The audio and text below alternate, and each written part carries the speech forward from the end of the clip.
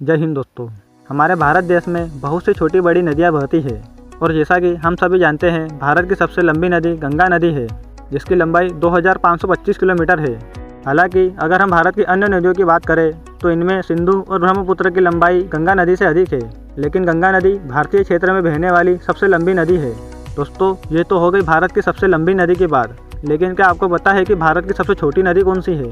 दोस्तों, भारत की सबसे छोटी नदी के बारे में जानने से पहले हम एक बार यह जान लेते हैं कि एक नदी की परिभाषा क्या होती है, यानी नदी किसे बोला जाता है।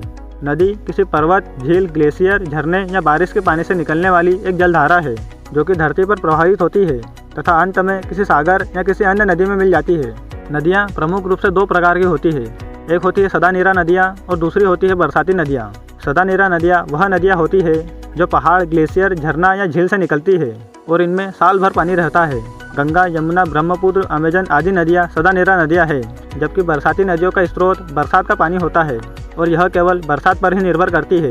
अगर हम बात करें कि भारत की सबसे छोटी नदी कौन सी है, तो आपको बता दें कि भारत की सबसे छोटी नदी का नाम अरवरी नदी है, जिसकी लंबाई मात्र 45 किलोमीटर है। ये नदी राजस्थान के अलवर जिले से होकर बहती है। इस नदी के बारे में आपको बता दें कि एक समय यह नदी पूरी तरह से सूख चुकी थी, जिसके बाद सन 1990 के दौरान तरुण भारत संघ और 70 गांव वालों की मदद से इस नदी को पुनर्जीवित किया गया, जिसके लिए इस नदी पर बहुत से छोटे छोटे बांध बनाए गए और बांधों के निर्माण के बाद यह नदी फिर से बहने लगी।